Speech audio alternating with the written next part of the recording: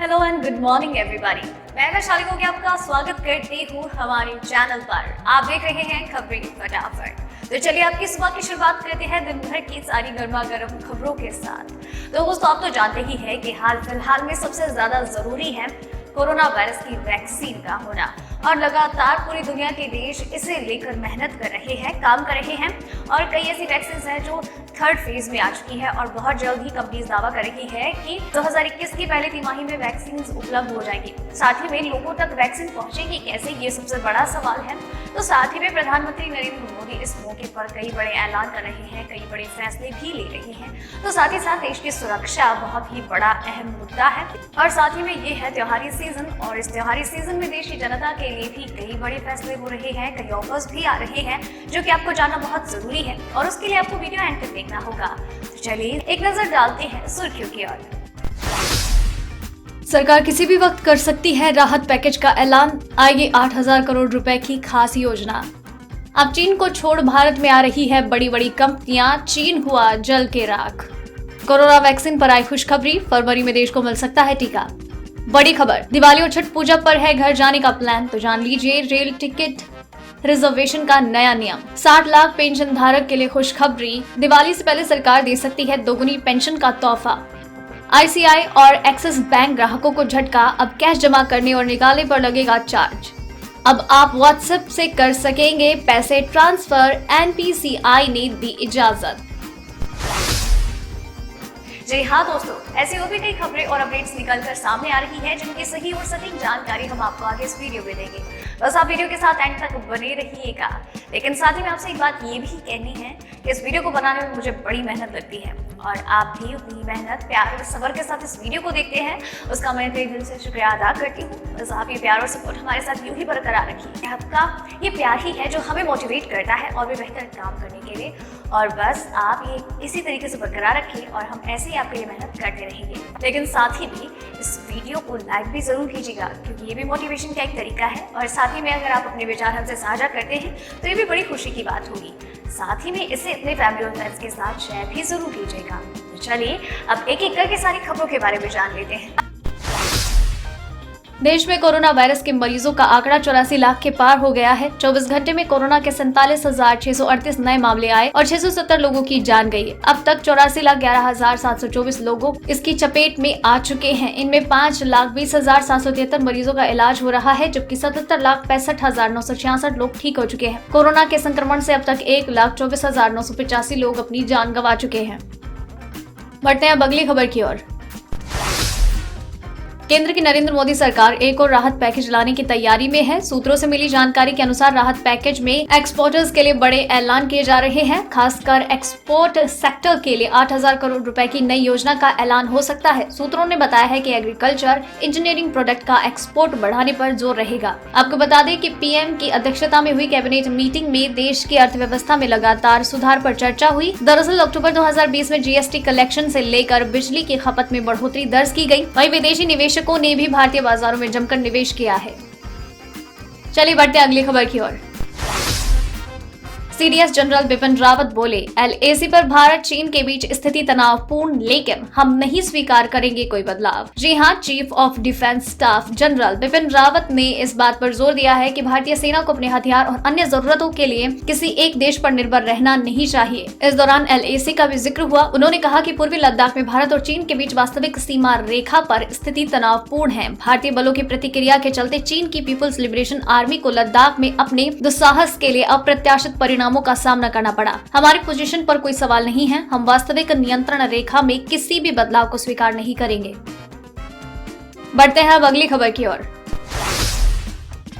चीन की हरकतों से कई कंपनियां अपना सेटअप चीन से हटाकर भारत शिफ्ट करने की फिराक में हैं। ऐसे में प्रसिद्ध जूता कंपनी वॉन वेलेक्स ने चीन से अपना कारोबार समेटकर भारत में उत्तर प्रदेश के आगरा में अपने 2 जूता बनाने की बड़ी फैक्ट्रियां शुरू कर दी, जिससे भारत को भरपूर फायदा मिलेगा। यूपी के अपर मुख्य सचिव आलोक कुमार ने दोनों फैक्ट्रीज उद्घाटन किए। इन यूनिट्स में 10,000 से ज्यादा लोगों को रोजगार मिलने की उम्मीद है। अभी तक 2,000 लोगों को इन यूनिट्स में रोजगार मिल चुका है। साथ ही आपको बता दें कि ऐसी बहुत सी कंपनीज है जो चीन से अपना कारोबार समेट रही हैं और भारत की तरफ अपना रुख बना रही है। इन कंपनियों में सबसे बड़ा नाम एप्पल आईफोन का भी आता है। चलिए बढ़ते हैं दूसरी खबर की ओर। अगर आप दिवाली और छठ पूजा पर घर जाने की तैयारी कर रहे हैं तो आपको बता दें कि रेलवे ने रिजर्वेशन नियमों में बदलाव किया है। नए नियम लागू हो चुके हैं। पैसेंजर्स को राहत देने के लिए इंडियन रेलवे दूसरा रिजर्वेशन चार्ट तैयार करने की सुविधा देने जा रहा है। इस दूसरे रिजर्वेशन चार्ट को ट्रेन खुलने के समय से 30 मिनट पहले तैयार किया जाएगा। नए बदलाव को 10 अक्टूबर से भी लागू कर दिया गया है। इससे पहले कोविड-19 महामारी के मद्देनजर इसमें 2 घंटे पहले ही बदलाव किया जाता था। इसके अलावा रिफंड नियमों के अनुसार बुकिंग रद्द करने पर भी 30 मिनट का नियम लागू रहेगा। चलिए बढ़ते हैं अब अगली खबर की ओर। कोरोना वायरस जैसी वैश्विक महामारी पूरी दुनिया में फैलने के बाद अब लोगों की सभी उम्मीदें इसकी वैक्सीन पर टिकी हुई है। लोग बेसब्री से इसके वैक्सीनेशन का इंतजार कर रहे हैं। ऐसे में भारत के लोगों के लिए अच्छी खबर ये है कि अगले साल फरवरी महीने में सरकार कोरोना वायरस की वैक्सीन लॉन्च कर सकती है। सरकार ने पहले ही साफ कर दिया है कि ये वैक्सीन देशवासियों को मुफ्त में दी जाएगी। एक वरिष्ठ सरकारी वैज्ञानिक ने बताया कि भारत सरकार द्वारा समर्थित कोविड-19 वैक्सीन फरवरी महीने में लोगों को देने की शुरुआत की जा सकती है। चलिए बढ़ते हैं अगली खबर की ओर। दोस्तों, खबरों का सिलसिला खत्म नहीं हुआ है, खबरें अभी वो भी बाकी हैं और वीडियो के साथ एंड तक बने रहना है। साथ ही में आपसे बात ये कहनी है कि अगर आप चाहते हैं कि आप तक खबरें लगातार आती रहे तो अभी चैनल को सब्सक्राइब कर लीजिए, बेल आइकन को दबा दीजिए ताकि आप तक खबरों का नोटिफिकेशन आता रहे लगातार। तो चलिए बढ़ते हैं अगली खबर की ओर। पेट्रोल डीजल के दाम में लंबे समय से ब्रेक लगा हुआ है। तेल कंपनियों ने लगातार 32वें दिन से पेट्रोल डीजल के दाम में कोई बदलाव नहीं किया। दिल्ली में आज पेट्रोल 81.06 रुपए और डीजल 70.46 रुपए से बिक रहा है। मुंबई में पेट्रोल 87.74 और डीजल 76.86। कोलकाता में पेट्रोल 82.59 और डीजल 73.99। चेन्नई में पेट्रोल 84.14 और डीजल 75.95 रुपए प्रति लीटर है। बढ़ते हैं अब अगली खबर की ओर।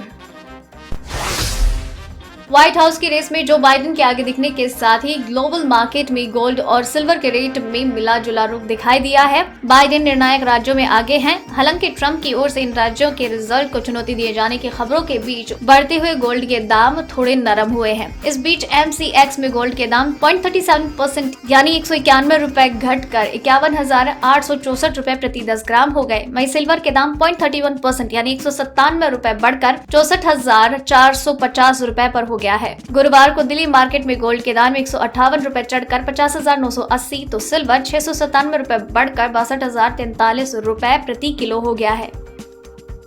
चलिए बढ़ते हैं अगली खबर की ओर।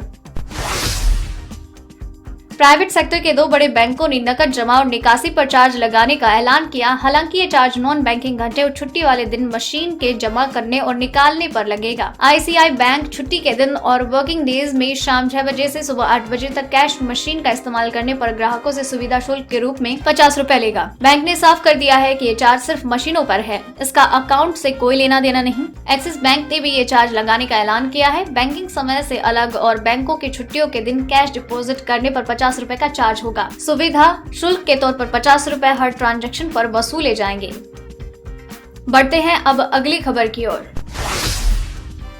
EPFO के दायरे में आने वाली संगठित क्षेत्र की कंपनियों को अपने कर्मचारियों को EPF का लाभ उपलब्ध कराना होता है। EPF में एम्प्लॉयर और एम्प्लॉयड दोनों की ओर से योगदान कर्मचारी की बेसिक सैलरी प्लस DA का 12% है। कुछ रिपोर्ट्स के अनुसार EPFO से पेंशन धारकों को दिवाली पर बढ़ी हुई पेंशन का तोहफा मिल सकता है। सूत्रों के अनुसार वित्त मंत्रालय श्रम मंत्रालय के मिनिमम पेंशन से बढ़ाने के प्रस्ताव पर सहमत हो गया है। श्रम मंत्रालय ने प्रस्ताव पर सहमति के चलते मिनिमम पेंशन दोगुना करने की घोषणा जल्द हो सकती है। सूत्रों के अनुसार मिनिमम पेंशन 1000 रुपए से बढ़कर 2000 रुपए हो सकती है। इस पर सेंट्रल बोर्ड ऑफ ट्रस्टीज से 2019 में मंजूरी मिली थी।